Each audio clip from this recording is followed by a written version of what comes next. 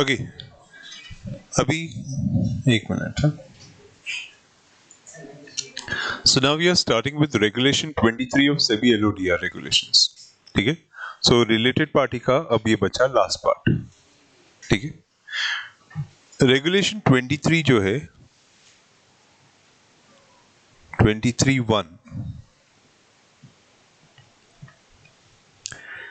ये कहता है कि हर एक लिस्टेड कंपनी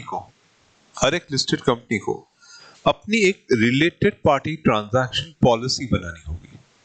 अब ये होती क्या है, देखो पिछले 3 सालों में आपने जितने भी रिलेटेड पार्टी ट्रांजैक्शंस किए उसको आइडेंटिफाई करके एक्सेल शीट पे डालो और उसकी वैल्यू डालो। कब वो ट्रांजैक्शन हुए थे, कितनी बार हुए थे, वो पूरा एक कलेक्टेड डालो। उस पर फिल्टर्स लगाओ। ओके, अगर आपको फिल्टर्स नहीं लगाना आता है तो ठीक है, कोई और तरीके से करो, नहीं तो अगर आता है तो फिल्टर्स लगाओ। फिर डेटा एग्रीगेशन के लिए चाहिए तो डेटा ज्यादा है, बहुत ज्यादा है, okay, something like more than 10,000, तो पाइवट टेबल्स यूज करो। सो उस तरीके से, और फिर डेटा को एक प्रेजेंटेबल फॉर्म में सजा के समझो कि हमने पिछले सालों में कितने लोगों से कितनी बार कौन से रिलेटेड पार्टी ट्रांजैक्शंस किए थे, तो तुम्हें समझ में आएगा कि ये लोग हमारे रिलेटेड पार्टी हैं, इनसे हम इस साल में भी क्या वो ट्रांजैक्शन करने वाले हैं। कितने लोग आए और चले गए, one time transaction type, okay, और कितने लोग ऐसे हैं जो इस बार नए जुड़ने वाले या जुड़ चुके हैं। तो इससे आपकी रिलेटेड पार्टी की पॉलिसी फ्रेमवर्क रेडी हो जाएगी, जो ऑडिट कमेटी देखना चाहती है। क्लियर? तो वो ये जानना चाहती है कि कितने ट्रांजैक्शंस का रिलेटेड पार्टी ट्रांजैक्शन हो चुका है, उसकी कितने ट्रांजैक्शन हमने थ्रेशोल्ड लिमिट्स के ऊपर जाके किए थे, कितने कम में किए थे, किनका क्या अप्रूवल हुआ है, क्या कब को ट्रांजैक्शंस थे, कंटिन्यूस सीरीज में थे या एक ही बड़ा ट्रांजैक्शन हो गया था, क्या ऑडिट कमेटी को उसको उस ट्रांजैक्शंस के लिए ऑमनिबस अप्रूवल देने पड़े थे या बिना अप्रूवल के, that is sorry approval on 1-to-1 basis पे खत्म हो गया था। तो ये क्या हुआ था उनको पूरा चाहिए। तो ये डेटा जब एक्सेल पे आ जाता है ना, तब आप उसमें से चार्ट निकाल सकते हो, पाई निकाल सकते हो और फिर पीपीटी में डाल दो एंड दिखाओ कि सर इतने साल में इतने ट्रांजैक्शंस हुए थे, इतने हुए थे, ऑफ द टोटल ट्राइग्राम्स हमारे इतने इतने ट्रांजैक्शंस थे, कितने लोग चले गए, तो दीज आर द एंटिटीज जो हम चले गए, कौन कितने लोग नए आए, तो दीज वर द एंटिटीज नए आए। वो पीपीटी में पूरा फ्लो मस्त बैठता है, these are the entities newly inserted. Okay, फिर अभी वैल्यू एक्सपेक्टेड क्या है, तो एक्सपेक्टेड वैल्यू हमारा लाइन डायग्राम के हिसाब से इतना इतना इतना इतना एक्सपेक्टेड है। तो ये चीजें आप दिखा सकते हो and show them that this is what the policy framework भी बना। फिर हम थियोरी वाइज बनाएंगे कि इन ट्रांजैक्शंस के लिए हम कैसे कैसे अप्रूवल्स लेंगे, क्या क्या। So coming from your previous experience इसको फ्रेम करना होता है एंड दैट्स व्हाई आपको आपका पावर पॉइंट अच्छे से आना चाहिए। क्लियर? ऑडिट कमेटी एक्चुअली इसका प्रेजेंटेशन मांगता है, ठीक है, और ये ऑलमोस्ट लाइक हर साल का ही है, क्योंकि रिलेटेड पार्टी हर साल रिन्यू होता रहता है, कुछ गए कुछ आए, ठीक है। सो इस तरह से हम लोग भी अपने ऑफिस में करते रहते कि जब भी आप लोगों का रिजल्ट आता है फरवरी, तो उस टाइम पे बैठ के मेरे जितने भी पिछले पुराने टेम्पलेट्स होते हैं और ये होते हैं, मैं सब का रिव्यू करता हूँ। उसके बाद कुछ निकालने हैं, कुछ चेंजेस डालने हैं, ओके, एक अगस्त का रिजल्ट और एक फरवरी का result.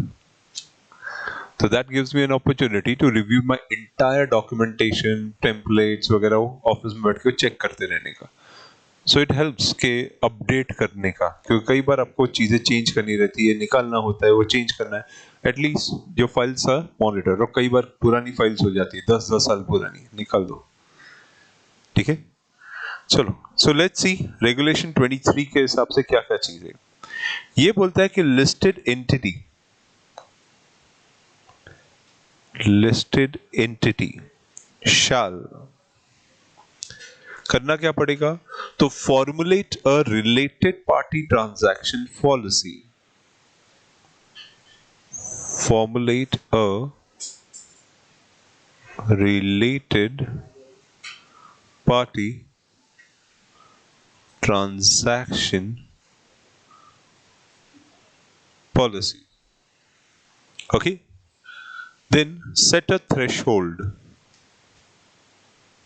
formulate a policy, set a threshold,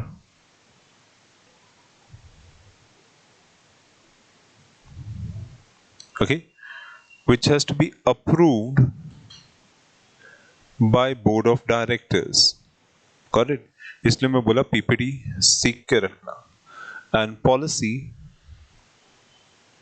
policy shall be reviewed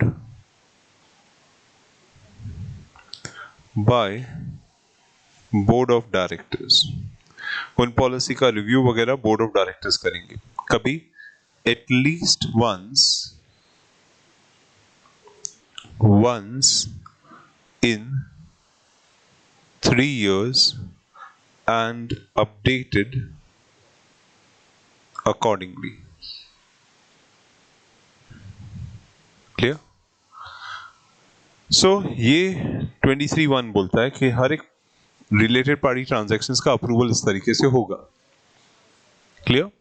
हम थ्रेशोल्ड सेट करते हैं ना कि ऑडिट कमेटी वाला बोलता है देख भाई 10% का ट्रिगर हो ओवर द पीरियड और फिर मुझे पता चले, व्हाट्स द पॉइंट?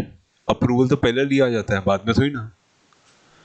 तो हर एक जो नया रिलेटेड पार्टी है वो डिस्कशन करके हम बोर्ड के साथ मिलके एक थ्रेशोल्ड सेट कर दिया जाता है कि देख भाई इस कंपनी का ट्रांजैक्शन अगर 50 लाख के ऊपर गया ना, इमीडिएटली गेट द इंफॉर्मेशन. इस कंपनी का ट्रांजैक्शन 60 के ऊपर गया, इमीडिएटली गेट है. ये वाली कंपनी इसको जाने दे, जितना जाएगा कोई प्रॉब्लम नहीं है. ओके, क्योंकि इसके छोटे छोटे ट्रांजैक्शंस होते हैं, कभी भी ऊपर नहीं जाएगा. 10-10, 20-20 हजार के होते हैं, जाने दे. ओके, इस ट्रांजैक्शन में कोई भी 5 लाख के ऊपर का ट्रांजैक्शन हुआ फोर्थ कंपनी का, इमीडिएटली इन्फॉर्म अस. तो ये इस तरह के थ्रेशोल्ड होते हैं और ये क्राइटेरिया, की क्राइटेरिया आपको कैच करके रिक्वायर्ड डिपार्टमेंट को बोलने जो आपके सैप या ओरेकल सिस्टम में इंसर्ट करते हैं. तो जैसे ही वो एक्यूमुलेटेड ट्रांजैक्शन उस लिमिट के ऊपर आता है ना, सैप ट्रिगर करता है, सीधा वैसे मैसेज फ्लैश करता है. Okay, the transaction has exceeded the limit. Okay, वो सैप सिस्टम काम नहीं करने देगा जब तक हमको सीएफओ या एमडी अप्रूव ना करे. Okay, that's how the system works. तो अब सीएफओ या एमडी को जिन्होंने ये इंसर्ट किया था, जिनके अप्रूवल पे, पहले उनको अप्रूव करना होगा, फिर ये काम करेंगे. क्लियर? तो ये ऐसे ट्रांजैक्शंस, ये ट्रांजैक्शंस टैली ईआरपी में भी सिस्टम जैसे डाले हुए हैं जिसको इंटरनल लॉक्स बोलते हैं. ओके, देन दूसरी चीज इसके साथ जो जोड़ते हैं,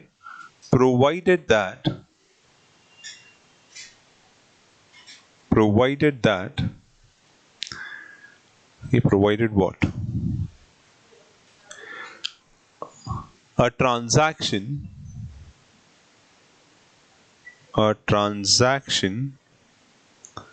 with related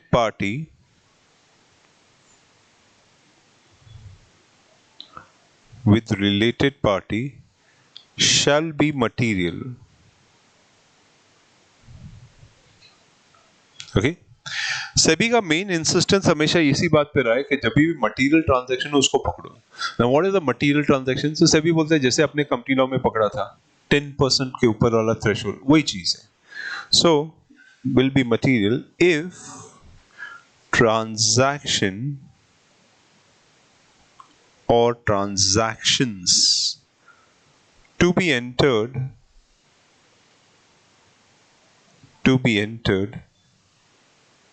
into individually or taken together with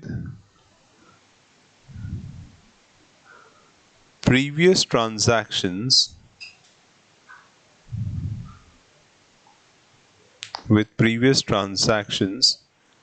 during a financial year. Okay, during a financial year. अब यहां पे सेबी एक तरह से लिमिट ऐसी डालता है, एक्सीड 10% तो है, पर उन्होंने एक और लिमिट डाली, value based, that is called 1000 crores. So it exceeds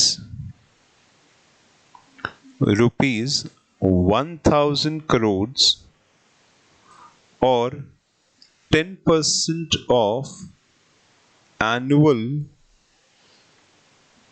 consolidated turnover of listed entity. Okay, so इस तरह की लिमिट डाली हुई है. इट कैन बी 1000 करोड़ और so it is 1000 crores or 10% of the consolidated turnover of the listed entity. ठीक है, और इसका कैलकुलेशन करने का as per latest audited financial statement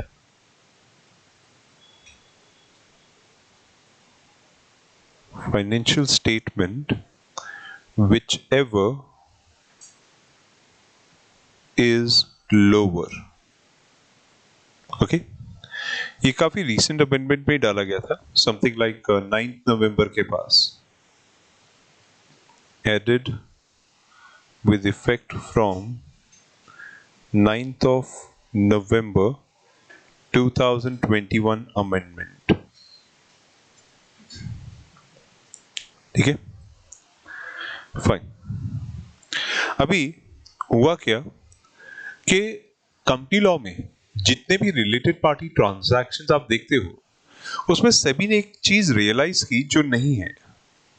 that is, अगर एक होल्डिंग कंपनी या एक कंपनी अपनी ही दूसरी कंपनी को ट्रेडमार्क, कॉपीराइट या फिर designs, okay, any kind of IPR देती है और रॉयल्टी पेमेंट डिमांड कर रही है, तो कंपनी लॉ में वो है ही नहीं segment. Because royalty payment is not towards services, it's not even goods, it's not property, it's not leasing, okay, it's not even office or place of profits, it's not underwriting. तो company law तो उसको cover ही नहीं कर रहा है, और एक अच्छा खासा पैसा जा रहा है बिना रिपोर्टिंग के. तब सेबी ने 23A करके इंसर्ट किया था, regulation 23A, sorry 1A, regulation 23(1A) करके इंसर्ट किया. ये 2019 के आसपास इंसर्ट हुआ था. That is with effect from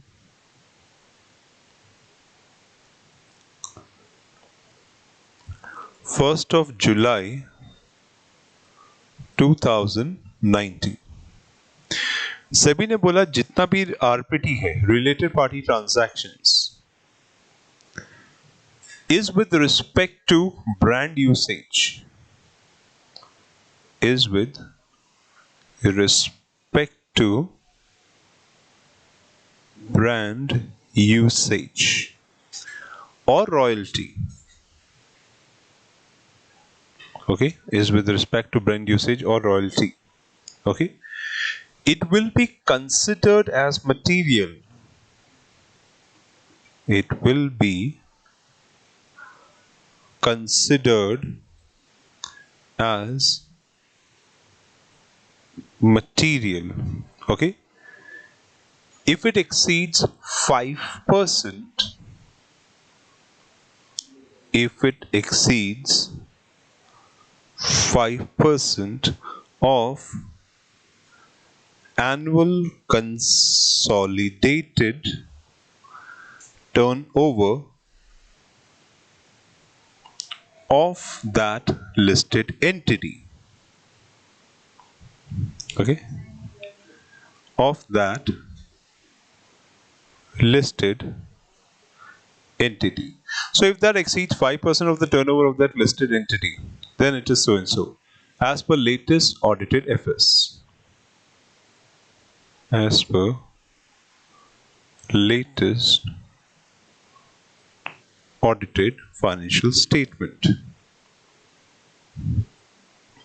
okay. So इसमें अगेन ऑडिट कमेटी, बोर्ड का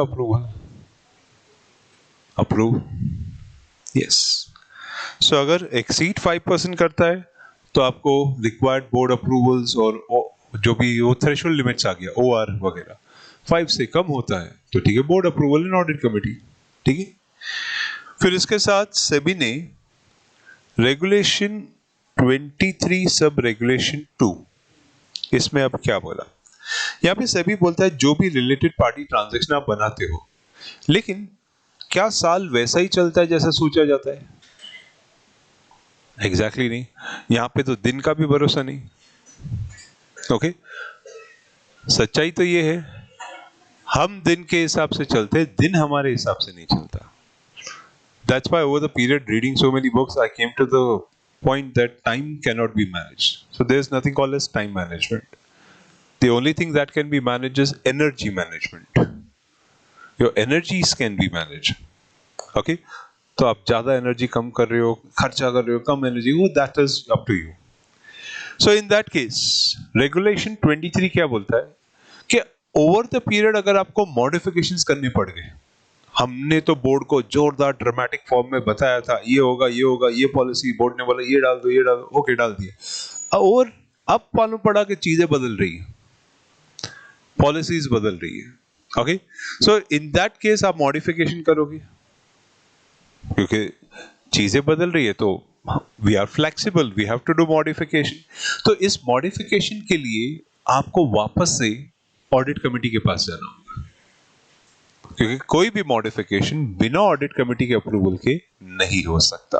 that's what SEBI says. Got it? Clear? So कभी भी याद रखना कि all related party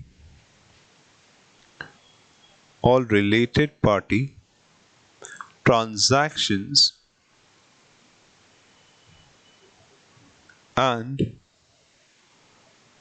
subsequent modifications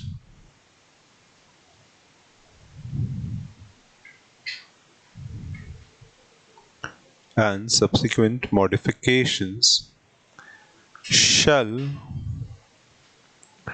require prior approval of audit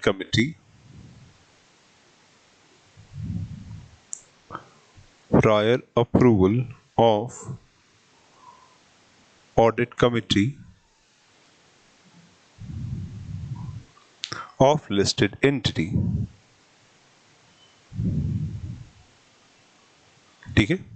so audit committee का prior approval चलेगा. हाँ मैडम, हाँ, क्योंकि अगर आप एंटिसिपेट करोगे तो पहले अप्रूवल होगी. अच्छा कैसे लेंगे वो मैं अभी बताता हूं तुमको, थोड़ी देर में रुको.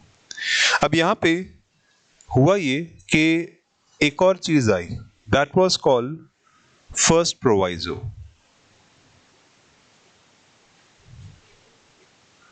फर्स्ट प्रोवाइजो करके इंसर्ट हुआ कि जब ये प्रायर अप्रूवल जाएगा तो कौन हाँ या ना बोलेगा. तो सेबी ने बोला हाँ बात तो ठीक है, क्योंकि ऑडिट कमेटी में एग्जीक्यूटिव डायरेक्टर्स भी बैठे होंगे. तो सेबी ने बोला एग्जीक्यूटिव को छोड़ दो, जितने इंडिपेंडेंट है वो अप्रूव करेंगे. ओके, क्योंकि मॉडिफिकेशंस हो रहा है रिलेटेड पार्टी में, तो एग्जीक्यूटिव तो इंटरेस्टेड ही हुए ना, उनको तो कंपनी से पैसा मिल रहा है, तो जिसके साथ ट्रांजैक्शन होगा अल्टीमेटली गेन उनका ही है. तो इन दैट केस नहीं हुई, इंडिपेंडेंट डायरेक्टर को लगता है कि ये होना चाहिए तो ट्रांजैक्शन आगे चलेगा. ठीक है? सो सेबी ने ये इंसर्ट किया कि provided that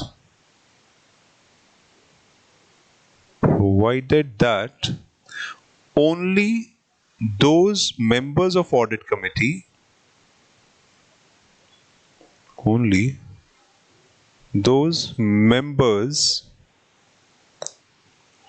audit committee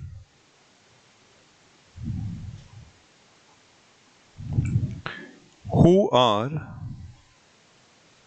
independent directors, okay, shall approve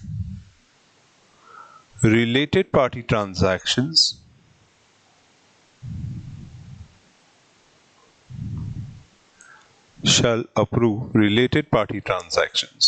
okay.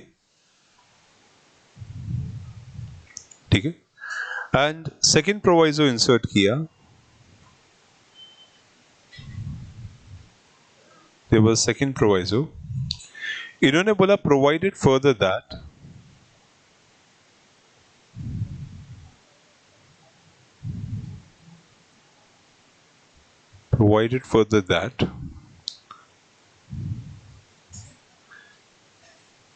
okay, audit committee of listed company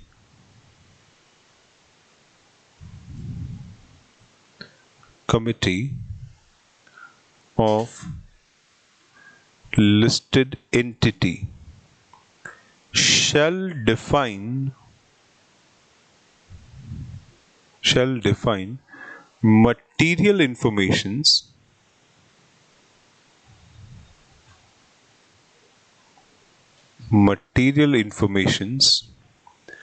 and shall disclose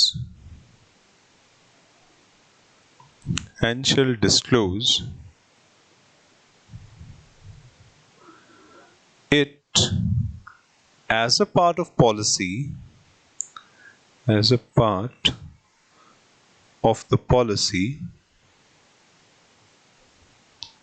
on materiality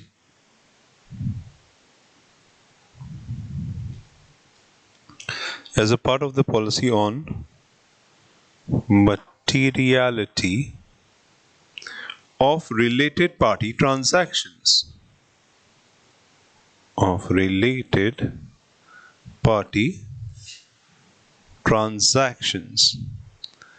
and on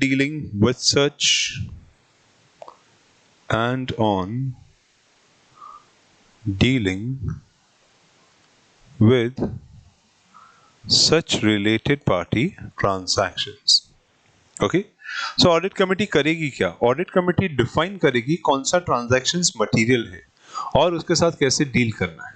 ठीक है, प्रोविजन आगे ये भी डाला गया है कि अ related party transaction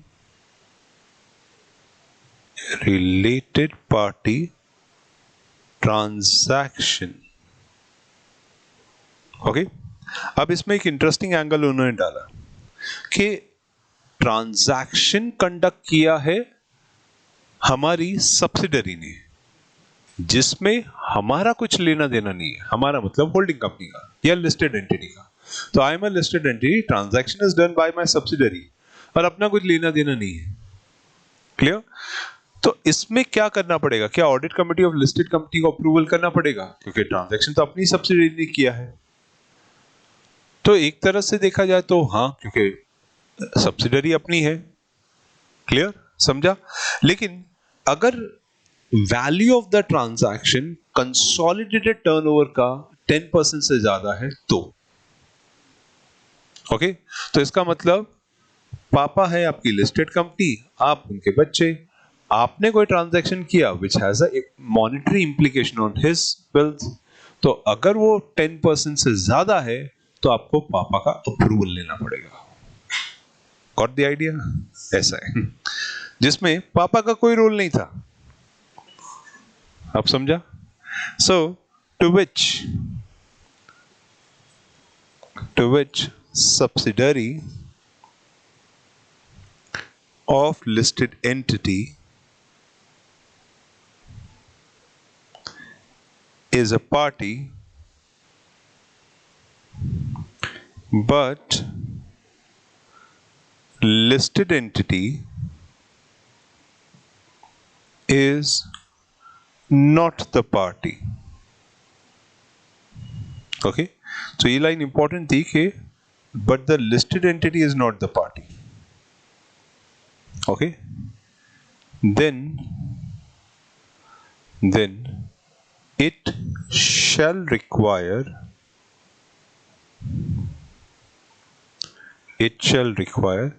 prior approval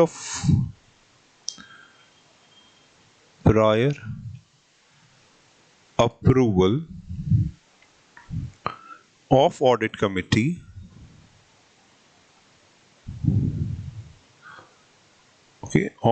committee of listed entity कभी। so if value of such transaction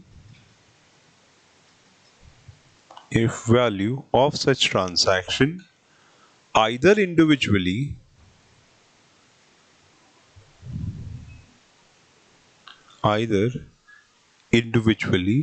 or taken together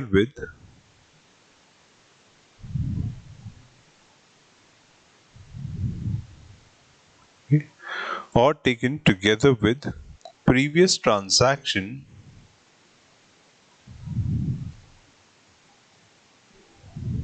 Okay, previous transaction during a financial year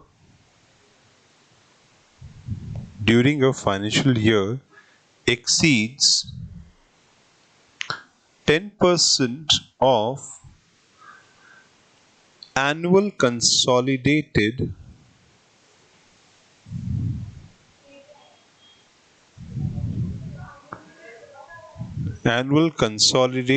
turnover.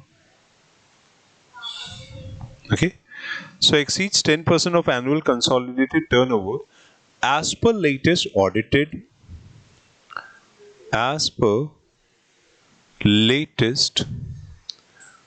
audited financial statement of subsidiary. ठीक है, तो ये सभी ने insert किया था. Okay, so इसका सिंपल मतलब ऐसा, फॉर एग्जाम्पल ये हो गई आपकी पापा की company listed entity which is your holding company. ठीक है, इस होल्डिंग कंपनी की एक सब्सिडरी कंपनी. ठीक है, और पापा का ये कहना है कि सब्सिडरी कंपनी ने ट्रांजैक्शन किया है रिलेटेड पार्टी के साथ. ओके, रिलेशन बनाने के लिए. सो ट्रांजैक्शन हुआ है रिलेटेड पार्टी के साथ. Okay, there is a transaction.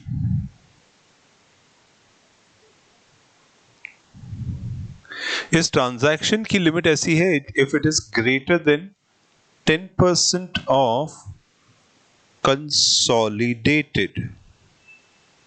Okay, if it's greater than 10% of consolidated.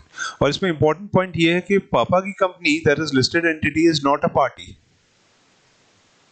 ये ट्रांजैक्शन में पार्टी नहीं है. तो अब आपका कैच क्या है? कैच ये है कि अगर ये ट्रांजैक्शन ओके 10% और अबाव है, 10% और अबाव, तो audit committee of listed entity has to approve. Audit committee of listed entity has to approve. Okay, so इस तरह से आज के टेक्नोलॉजी जमाने में आपके पॉकेट मनी या एक्सपेंसेस वगैरह या पेटीएम और जीपे और इसके ऊपर भी ऐसी लिमिट डाली जा सकती है. पहले क्रेडिट कार्ड पे आती थी, पर आजकल यूपीआई पे भी डाली जा सकती है. Okay, audit committee of listed entity has to approve as per the consolidated turnover as per the latest balance sheet of subsidiary. एक minute, if I'm not mistaken, it has to be latest balance sheet of subsidiary, right? मेरे को check करना पड़ेगा. हाँ, it has to be listed entity. latest balance sheet of listed entity होना चाहिए. It should not be subsidiary. इसको listed entity करो.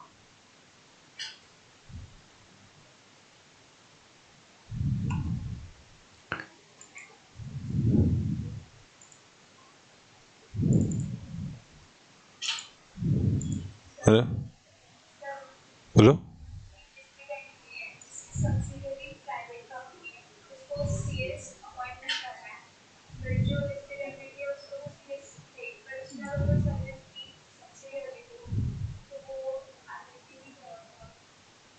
उसने देयर इज ग्रुप सीएस हो गया.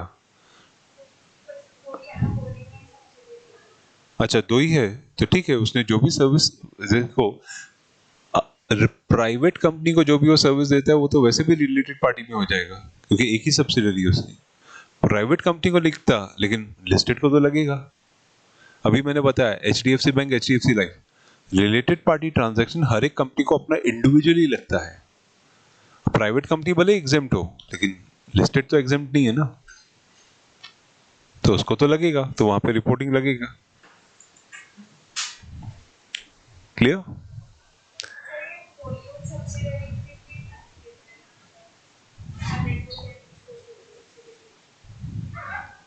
क्या हुआ? हाँ, वो तो वैसे ही कंसोलिडेशन में जाती है.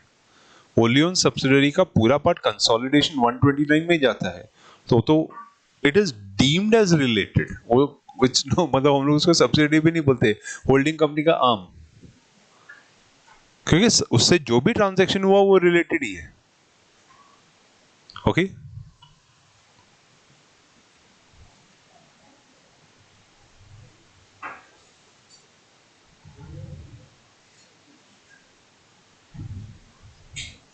ओके यहाँ पे एक मिनट, ये यहाँ पे सब्सिडरी आएगा as per the latest audited balance sheet of the subsidiary.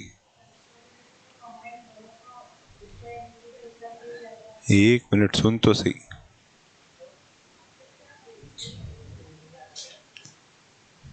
Okay consolidated turnover तो लेंगे, लेकिन सब्सिडरी का कंसोलिडेशन के टाइम पे लेटेस्ट टर्नओवर लेंगे। ये यहां पे क्या दिख रहा है, कॉमा। इसका मतलब ये हो गया कि if it exceeds 10% of the consolidated turnover of the listed entity as per the latest audited balance sheet of subsidiary. समझा? तो ये वाला पार्ट जो है, ये जो पार्ट है ना टर्नओवर, ये टर्नओवर हम लोग लिस्टेड एंटिटी का ही ले रहे हैं, लेकिन सब्सिडरी का टर्नओवर कब का लेंगे, लेटेस्ट वाला, 31 मार्च का नहीं।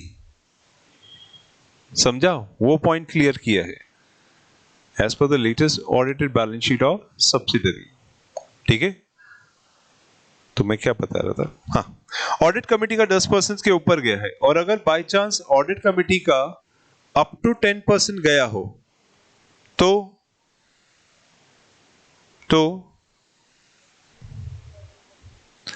परफेक्ट, तो सब्सिडरी की ऑडिट कमेटी को अप्रूव करना होगा। So audit committee of subsidiary shall approve.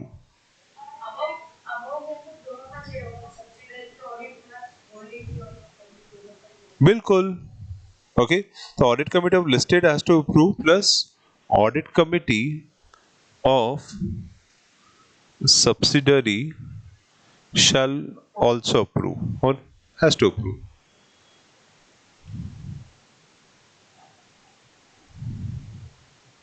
ठीक है, और इस ट्रांजैक्शन को listed entity reporting of RPT में डालेगा।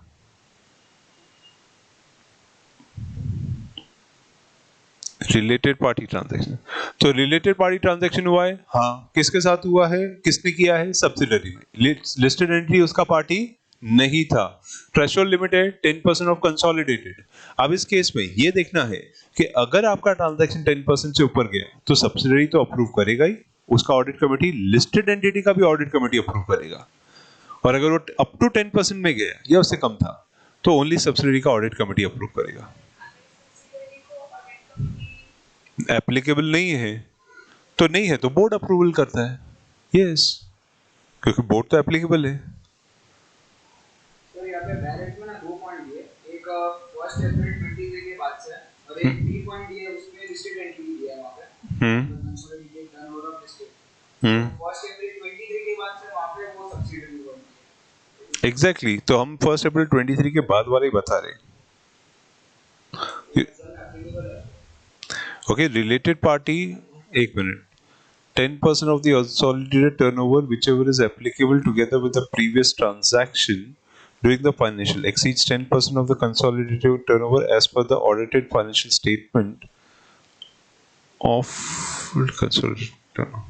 हाँ, तो तब उसके हिसाब से लिस्टेड एंटिटी होना चाहिए, क्योंकि 1 अप्रैल 23 के बाद से ये वापस से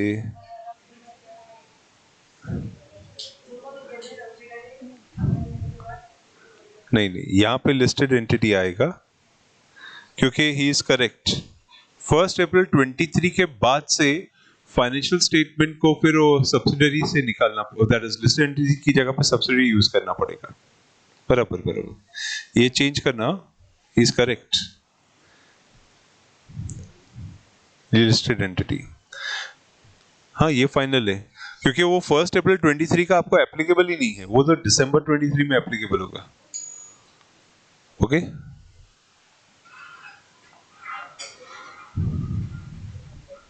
ठीक है। लेकिन फिर भी मैं लिखवाऊंगा क्योंकि ये बी पॉइंट था ना, हाँ, तो फिर सी पॉइंट लिखवा देता हूं, तो सी पॉइंट लिखवा देता हूं. So with effect from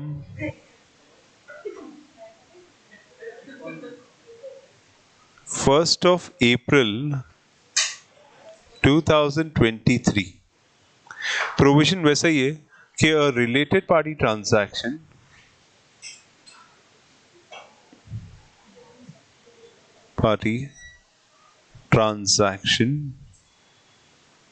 okay, a related party transaction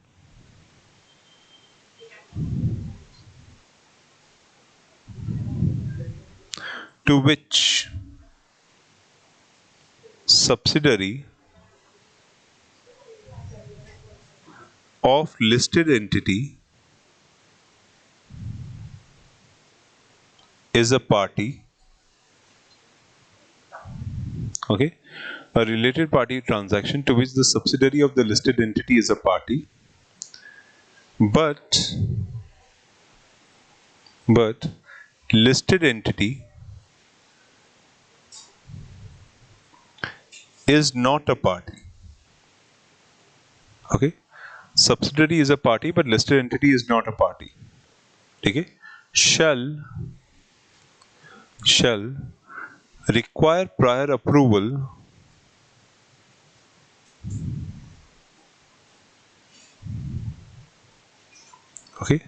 shall require prior approval of audit committee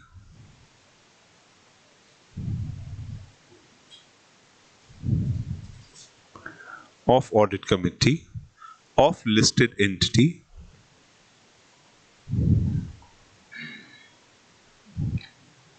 of listed entity if value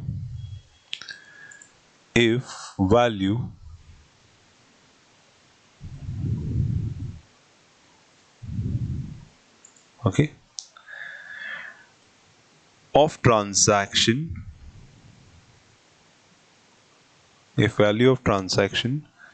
individually or taken together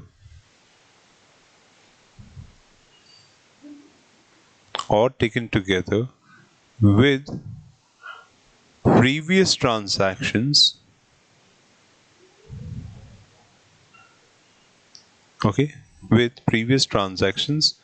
during a financial year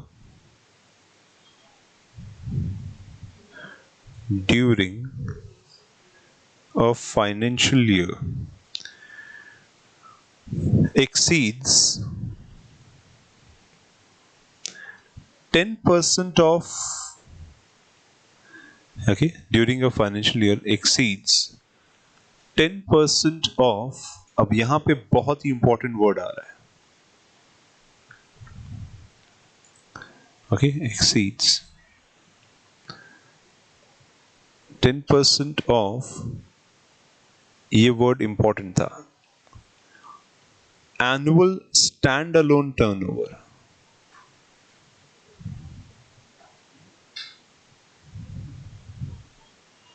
Annual standalone turnover. यानी ऊपर वाले point और इस point में यही फर्क आ गया, ऊपर कंसोलिडेटेड था, यहां पे स्टैंड अलोन है. ठीक है, as per latest audited as per sorry latest नहीं, क्या बोल रहा हूं, लास्ट ऑडिटेड बोलना था. As per last audited financial statement of subsidiary. ठीक है, सो 1 अप्रैल 23 से थोड़ा सा कंप्लायंस चेंज हो गया, मतलब अब बच्चा बड़ा हो गया, something like that. So for example, अगर लिस्टेड एंटिटी है and that listed entity is not a party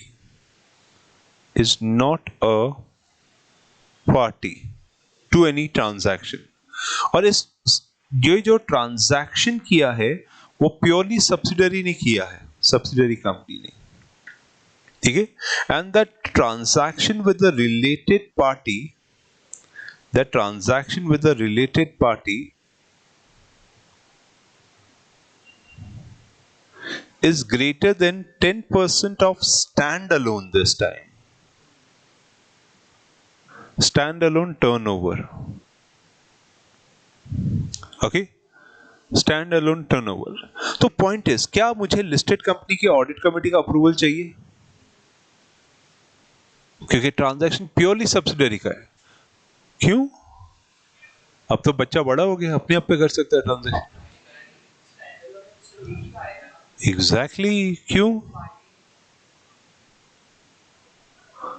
क्योंकि पहले तो ऊपर कंसोलिडेटेड था तो मैं समझा, अब स्टैंड अलोन में क्यों? हाँ लेकिन क्यों लिखा है? वाई?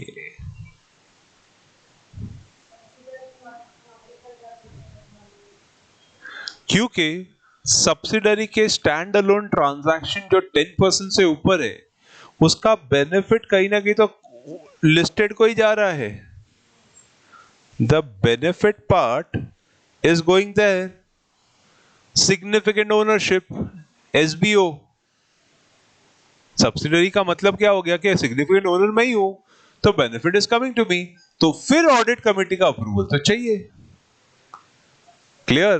बस एक फर्क हो गया, 31 मार्च 23 तक मुझे कंसोलिडेटेड के अंदर हुआ तब चाहिए रहेगा, तो यानी टर्नओवर बहुत बड़ा हो जाता है। 1 अप्रैल 23 से स्टैंड अलोन का ही काम हो गया तो भी चाहिए, यानी छोटा छोटा ट्रांजैक्शन भी कवर हो जाएगा इसमें। हाँ, तो मेरी किसी भी सब्सिडरी ने 10% ब्रीच किया, आओ लिस्टेड कंपनी अप्रूवल लेके जाओ, ये फर्क पड़ रहा है। क्लियर? तो ये ट्रांजैक्शन पहले ऑडिट कमेटी ने लिस्टेड कंपनी पे ऐसे डाला और फिर उसके बाद ऑडिट कमेटी बोल रही है approval, audit committee approval is must. समझा वो अप्रूवल क्यों चाहिए? ठीक है। एंड फिर उन्होंने एक क्लॉज डी इंसर्ट किया हुआ है। ये सब नए चेंजेस के हिसाब से डाले हुए हैं जो पुराने रेगुलेशन में नहीं दिखते थे, तो 23 काफी अमेंडमेंट में गया है। ठीक है। फिर उन्होंने ये भी बोला है कि prior approval of audit committee चाहिए लिस्टेड कंपनी का। Prior approval of audit committee of listed entity. Okay, prior approval of audit committee चाहिए लिस्टेड एंटिटी का ऊपर के सारे ट्रांजैक्शन के लिए, but it is not required. But this thing shall not be required.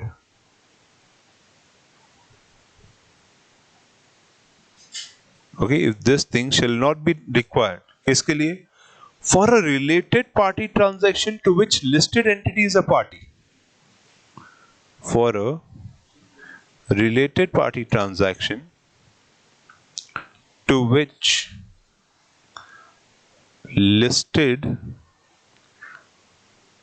entity is a party, okay, is a party, but listed entity, sorry, to which गड़बड़ कर दी, sorry, listed subsidiary is a party। मैं listed subsidiary बोलने की जगह entity बोल गया। listed subsidiary is a party, but listed entity is not a party, but listed entity, इसका मतलब आपकी जो होल्डिंग कंपनी है, is not a party. Okay, is not a party. तो सेबी बोलता है कि अप्रूवल नहीं चाहिए बॉस। क्यों? अरे सब्सिडरी खुद लिस्टेड है। तो सब्सिडरी अगर खुद लिस्टेड है तो सेबी बोलता है एक इंपॉर्टेंट चीज, क्या? सब्सिडरी को रेगुलेशन 23 खुद लग जाएगा और 15(2) के हिसाब से रेगुलेशन भी एप्लीकेबल हो जाएगा। Okay, that is corporate governance requirements. तो इन दैट इवेंट अप्रूवल नहीं चाहिए। ठीक है। इफ अपनी subsidiary regulation 23 and regulation 15 sub-regulation 2 of these regulations are applicable to listed subsidiary.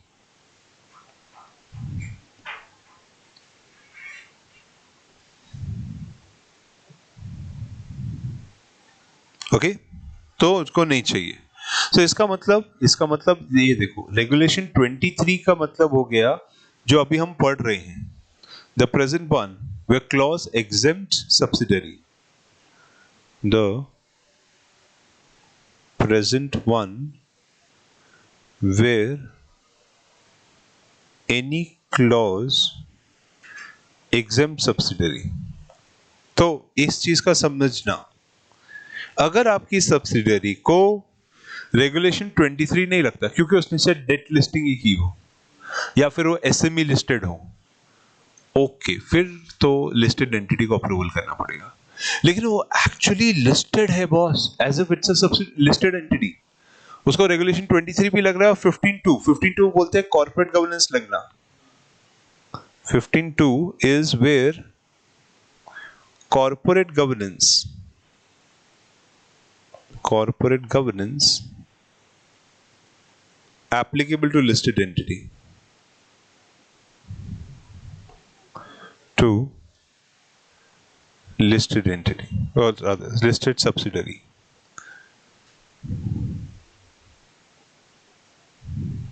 Okay, so इसका मतलब ये हो गया कि अब तो बच्चा पूरी तरह बड़ा हो गया और शादी करके रिस्पॉन्सिबिलिटी भी ले लिए, अब उसको बच्चा बोलना मतलब नहीं रहेगा। क्लियर? तो दैट इज वेयर, बिकॉज 23 और 15(2) बहुत बड़ी रिस्पॉन्सिबिलिटी है। कॉर्पोरेट गवर्नेंस 15(2) लगते ही आपके शोल्डर पे बहुत बड़ी रिस्पॉन्सिबिलिटी आती है, बिकॉज 15 से 48 बहुत बड़ा कॉर्पोरेट गवर्नेंस प्रोविजंस है, वो बहुत सारे कंप्लायंसेस है अंदर ही अंदर। फिर तो clear? And 23 the present one वैसे ही लग गया क्योंकि वो 15 से 48 के बीच में ही आता है।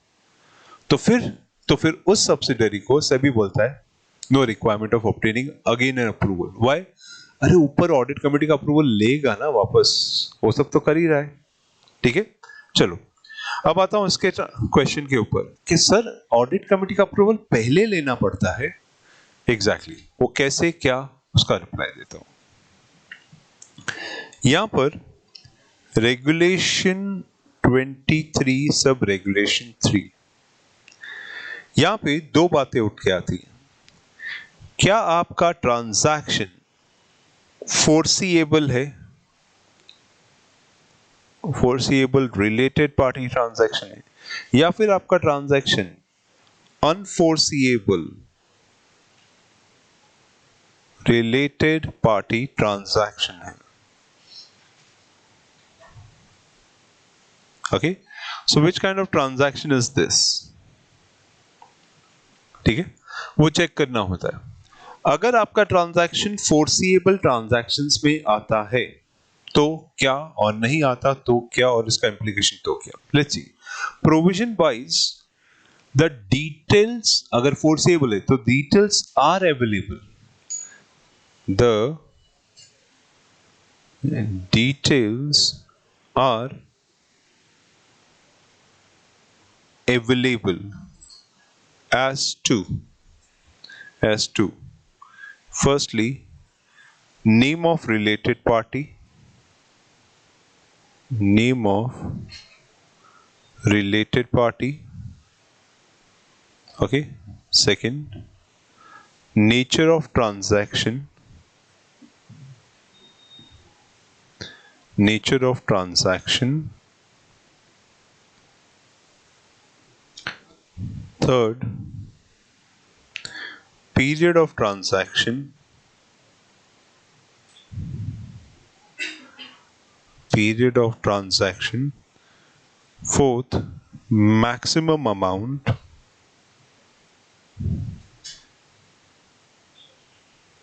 maximum amount, fifth indicative price,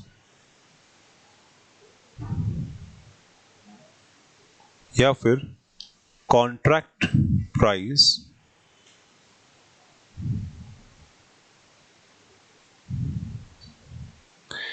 and sixth others.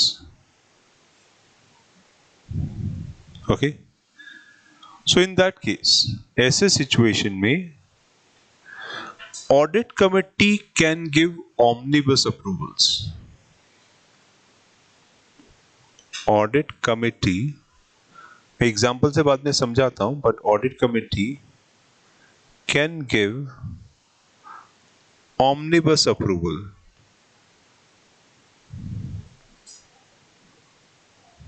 Okay, and thirdly, the above approved transaction, the above approved transaction will be reviewed quarterly, will be reviewed quarterly by audit committee, okay, and period of approval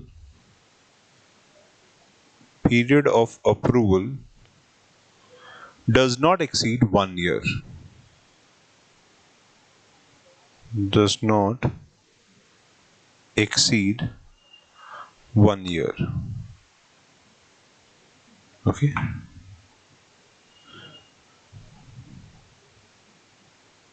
so the period of approval does not exceed 1 year framework.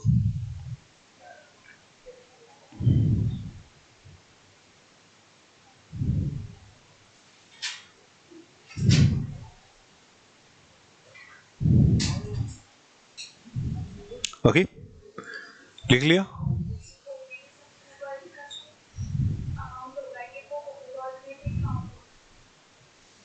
ये हुआ, देखिए भाई, वो क्या बोलते थे, हाँ, श्रद्धा और सबूरी रखो। वो वर्ड्स याद नहीं आ रहे थे, बट ठीक है, याद आया। And okay, firstly, the details are not available for first name of related party,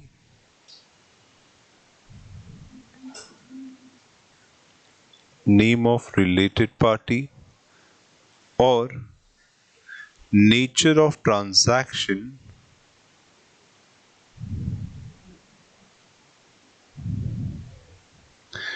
or period of transaction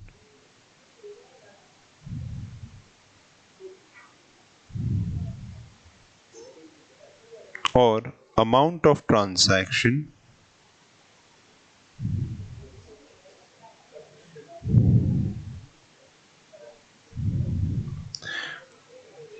or any other as required.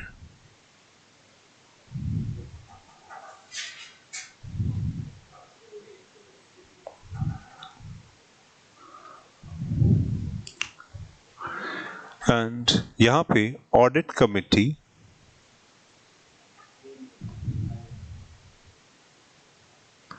will not give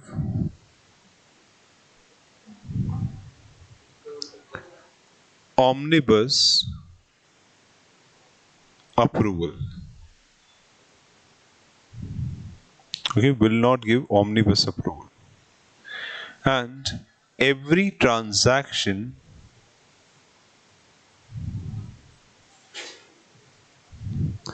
has to be approved. Every transaction has to be approved individually by audit committee.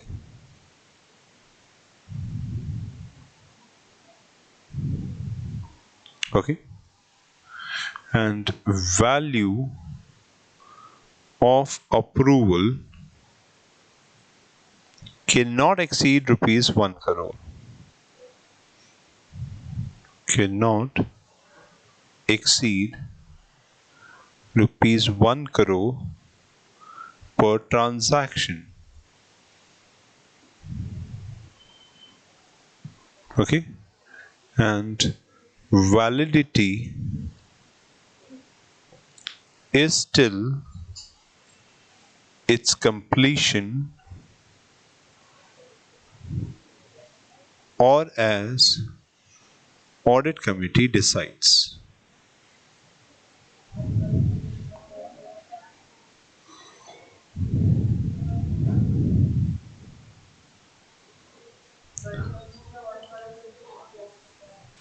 हाँ, तो कुछ नहीं, हम भी ऊपर जाएंगे।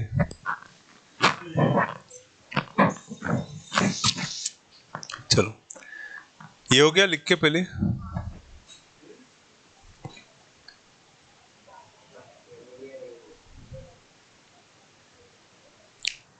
पूरा regulation में भेज चुका हूं पहले ही, डायरेक्ट। वो हर बैच को मैं पहले एडवांस में देता हूं क्योंकि वो बहुत इंपॉर्टेंट रेगुलेशन है।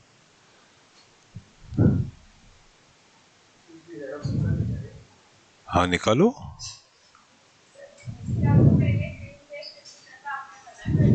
क्या मैं बोला था, पूरा मत लेना। आपके रिक्वायरमेंट से 48 तक है, तो वहां तक का चीज उतना ले लो, आपको कोई प्रॉब्लम नहीं है। क्योंकि पूरा का पूरा जेरोक्स निकालना बहुत ज्यादा पेजेस हो जाएंगे।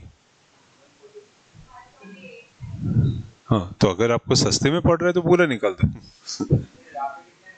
आई एम नॉट श्योर, क्योंकि हमारा वो एक दूसरी जगह दिया है, वो क्या नाम है उसका। ओके, अभी यहां पर इस पॉइंट को समझते हैं, यहां पर इस पार्ट को समझते हैं। ओके, नहीं देंगे, लेकिन कैसे देंगे समझाता हूं। आप एक कंपनी में काम करते हो जिसका नाम है Reliance transport limited, and as a CS you are working. ठीक है, आपको जनरल मैनेजर सेल्स का फोन आता है। जनरल मैनेजर सेल्स आपको क्या बोलता है, दैट हेलो मैडम, अपना एक कॉन्ट्रैक्ट रिलायंस जियो के साथ हो रहा है। तो तुमने बोला कॉन्ग्रेचुलेशंस, अच्छा है। तो फोन किस लिए किया? इसने बोला नहीं, वो क्या है, पिछली बार आप और CFO सर बहुत सुना के गए थे मेरे को, रिलेटेड पार्टी ट्रांजैक्शन होता है, साले तुम लोग को समझता नहीं है, ये है वो है, तुम लोगों को लॉ नहीं पता है क्या, कितनी बार कर बताना पड़ेगा तुमको, बहुत चिल्ला के गए थे। अभी क्या है ना, देखो अभी ट्रांजैक्शन होने से पहले मैं तुमको फोन कर रहा हूं, फिर बाद में मेरे को बोलना नहीं कि मैंने टाइम पे बताया नहीं, और तुम्हारा जो अप्रूवल है वो तुम देखो, मैं तुम्हें बता रहा हूं अपना रिलायंस जियो से कॉन्ट्रैक्ट हो रहा है, तो उनका जो भी माल इधर उधर उठाने का, ट्रांसपोर्ट का काम अपना हो रहा है। ठीक है, तो तुमने पूछा अच्छा कॉन्ट्रैक्ट, तो कॉन्ट्रैक्ट साइन हुआ? नहीं, अभी तक बातचीत चल रही है। ठीक है, तो बातचीत का कुछ बोला, हाँ टर्म शीट साइन हुआ है मैडम। ठीक है, एक काम कर, टर्म शीट भेज। तो टर्म शीट एक तरह की एक्सेल शीट होती है जिसमें आप सारे टर्म्स लिखे रहते हैं, और टर्म शीट साइन हो गया है मैडम। ठीक है, अब टर्म शीट तुमने देखी तो कुछ एक चीजें तुम्हें क्लियर थी। ओके, एक तो तुम्हें पता था ये 50 करोड़ का ट्रांजैक्शन है, दूसरा तुम्हें पता था कि ये ट्रांजैक्शन कितने टाइम तक चलेगा, कितने वैल्यू तक का है, रिलेटेड पार्टी कौन है, कॉन्ट्रैक्ट प्राइस कितने की बच जाएगी, ओके, द मैक्सिमम वैल्यू जहां तक जाएगा, तो मतलब मेरा ओवरऑल ढांचे के अंदर ये कितने का बैठेगा। तो तुमने क्या किया, अब ये ट्रांजैक्शन तुम ऑडिट कमेटी के सामने पुट अप करोगे। So you will put it to audit committee, और उनको बोलेगे सर ये 50 करोड़ का ट्रांजैक्शन है। ठीक है, ऑडिट कमेटी सारी चीजें चेक करेगी, चेक करके बराबर से देखेगी, ओके इतना है, अपनी अप्रूवल की लिमिट कितनी है, हमने last time related party policy में जियो के साथ कितना सेटअप किया था, क्योंकि उसके ऊपर है तो फिर बोर्ड का अप्रूवल लेना पड़ जाएगा। तो सारी बातें हो गई, तो लिमिट के अंदर ही बैठ गया। अब उन्होंने क्या बोला, ठीक है एक काम करते हैं, 50 करोड़ के ट्रांजैक्शन का हम देते हैं ऑमनिबस अप्रूवल, मोटा मोटा अप्रूवल, 1 साल तक की वैलिडिटी देंगे, 1 साल, 50 करोड़ ऑमनिबस।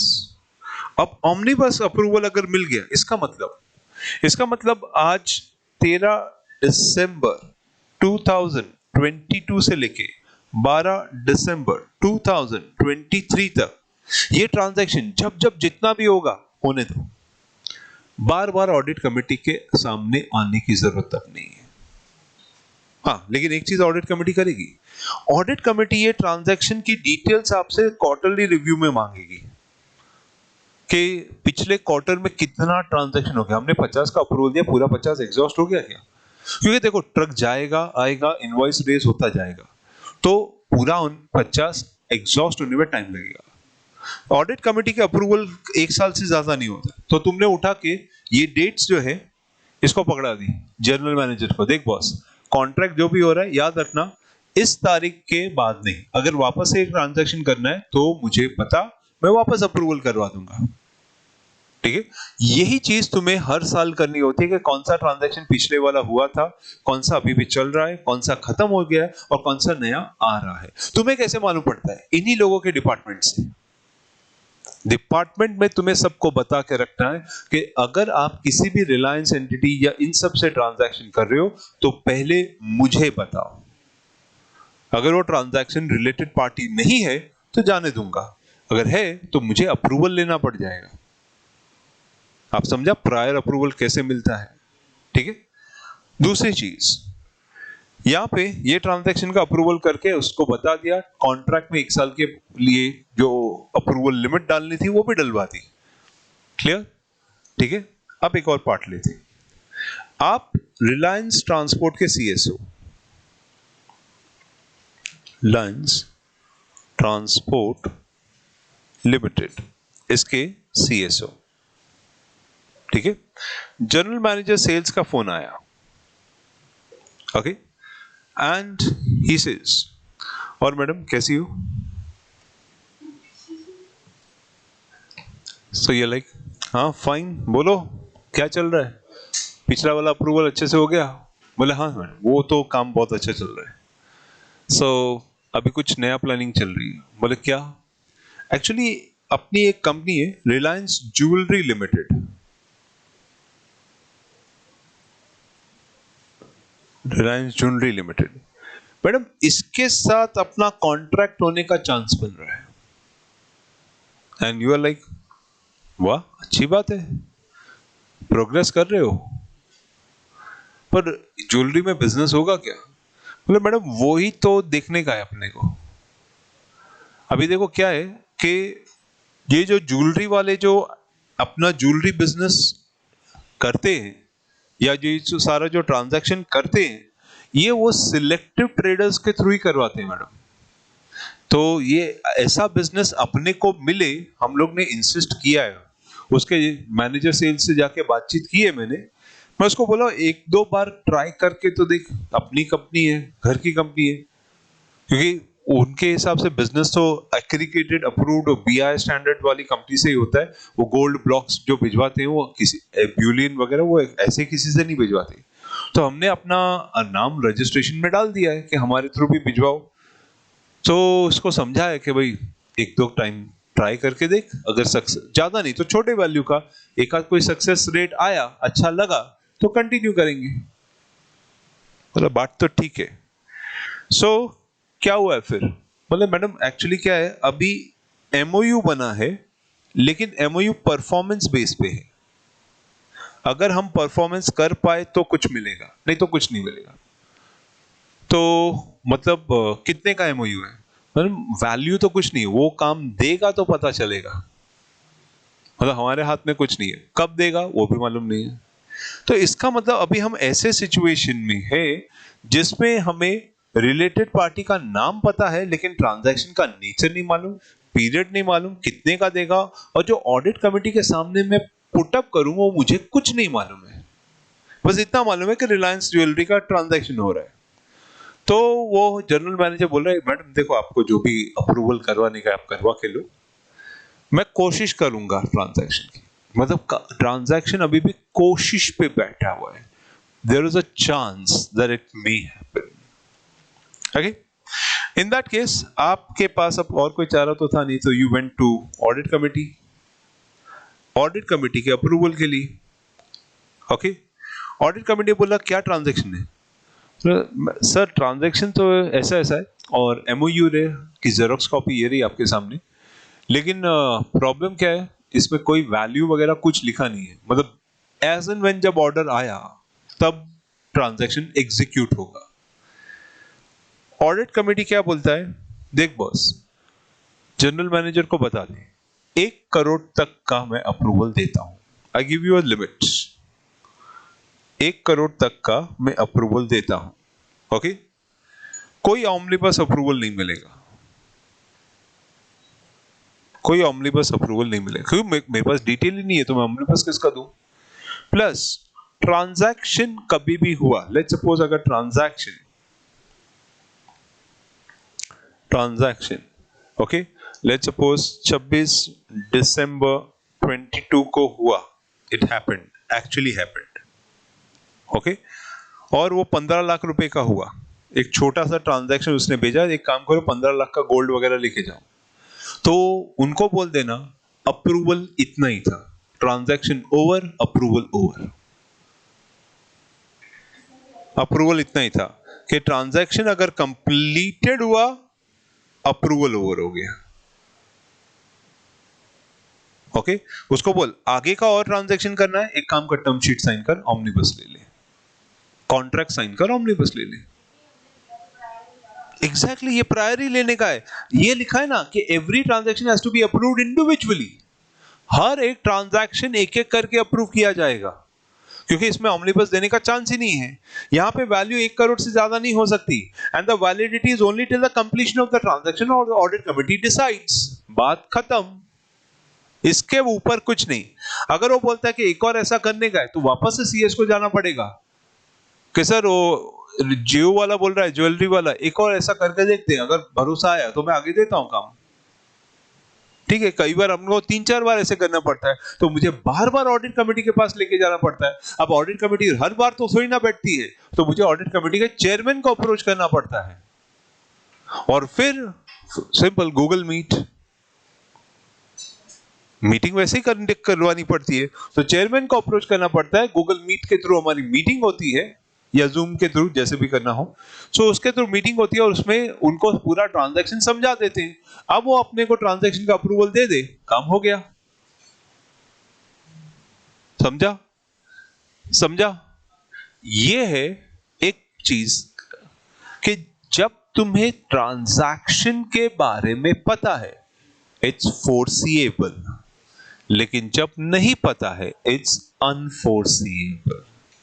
तो रिलेटेड पार्टी ट्रांजैक्शन फोर्सिएबल या अनफोर्सिएबल, फोर्सिएबल में ही ऑमनिबस अप्रूवल्स मिलते हैं, unforeseeable does not fetch us any kind of omnibus approval, it's only transaction based approval or individualistic approval। समझा?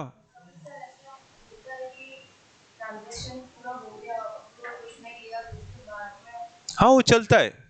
अभी देखो ऑडिट कमेटी जो है क्वार्टरली बैठती है, तो कई बार ऑडिट कमेटी क्या बोलती है, उसको सिर्फ वर्बली बता के रखने का, अप्रूवल बाद में भी कर देते हैं। नहीं, प्रायर अप्रूवल लेना चाहिए, बट फिर भी ऑडिट कमेटी उतना मैनेज कर लेती है। ओके, प्रेफरेबली हम लोग सारे ट्रांजैक्शन का प्रायर अप्रूवल लेते हैं जब लिस्टेड एंटिटी हो जाती है, तो वहां पे कोशिश वही रहती है। ओके, तो ट्रांजैक्शन अगर हो गया बाय चांस, तो ऑडिट कमेटी अपना डिले नोट करेगी, रीजंस फॉर डिले नोट करेगी। क्लियर? समझा? तो ये रिक्वायरमेंट ऑमनिबस अप्रूवल, फोर्सिएबल, अनफोर्सिएबल। अब आपको आई बिलीव थोड़ा आइडिया मिला कि आरपीटी पकड़ते कहां है। बाकी बहुत सारे एरियाज हैं आरपीटी पकड़ना पड़ता है, क्योंकि डिपार्टमेंट टू डिपार्टमेंट, कभी फैक्ट्री टू फैक्ट्री ट्रांजैक्शन हो चुका है, आपको नॉलेज ही नहीं है। इससे भी ट्रांजैक्शंस होके गए हैं, मतलब एक फैक्ट्री मेरे फैक्ट्री वाले ने अपने रिलेटेड पार्टी की फैक्ट्री में गुड्स भी भिजवा दिए, ट्रक्स पहुंच चुका है, कंसाइनमेंट एग्रीमेंट हो गया है, इधर अपने को पता चल रहा है 6 महीने के बाद। ओके, उस चीजों को तोड़ने के लिए ही सैप ओरेकल ऐसे सिस्टम होते हैं कि अगर फैक्ट्री का अपना कंसाइनमेंट निकला था तो सीधा सिस्टम में वो रिफ्लेक्ट होना चाहिए। अभी क्या है, everywhere there are human beings, तो प्रॉब्लम ये है कि कई बार वो रिफ्लेक्शन के लिए वो स्कैन करके डालता ही नहीं है डिटेल, उसको डालने में 2 हफ्ता लग गया, रखा था उसने सब करके 2 हफ्ता, क्यों, और किसी काम में बिजी हो गया। तो ये सब छोटे छोटे ट्रांजैक्शन अपने को अफेक्ट करते हैं, इसको सिस्टम को बिठाना पड़ता है कि यार अगर इसको 2 हफ्ता लगता है तो एक काम करे, बिना स्कैन किए डाले ट्रक मूव नहीं करेगा। तो अब जो काम 5 मिनट का है वो 2 हफ्ता नहीं लेगा, क्योंकि स्कैन मशीन में उसको डालना है, बस हो जाएगा स्कैन। ओके, और एक बार स्कैन हो गया उसको टैग करने का है, सैप के साथ कोड नंबर डाल के टैग कर दो, हो गया, स्कैन सीधा कैरी कर लेगा वो। तो इट ओनली टेक 5 मिनट्स। लेकिन बाजू में लेडिंग पड़ा है, ट्रक निकालना है, निकल गया, वो उधर ही का उधर पड़ा है, फिर वो लंबा ले जाता है।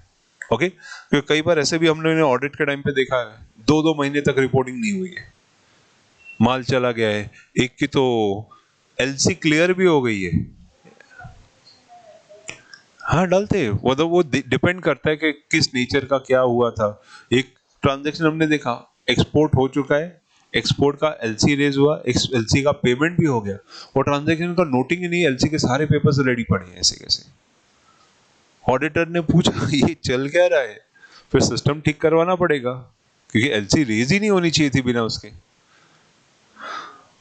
मैं वही बोल रहा हूँ, ऑर्गेनाइजेशंस में देयर आर ह्यूमन बीइंग्स, तो रोज कुछ ना कुछ आपको ऐसा चीज मिल ही जाएगा कहीं ना कहीं जो गड़बड़ होता है। अगर आप उसको राइटफुल टाइम पे रोक पाओ, तो समझ के रोक पाओ तो ठीक है, क्योंकि कई बार ये गड़बड़ हमको समझने में ही टाइम लग जाता है। और सबसे बड़ी बीमारी है प्रोक्रेस्टिनेशन। ओके, बाद में कर लूंगा।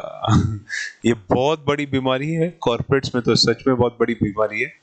ओके, वो बाद कभी आता ही नहीं है यार। ओके, कई बार हम लोग ने वो एक्सपीरियंस करके देखा है, सैटरडे को कर लूंगा, संडे को कर लूंगा, सैटरडे संडे पता नहीं कुछ और ही हो जाता है।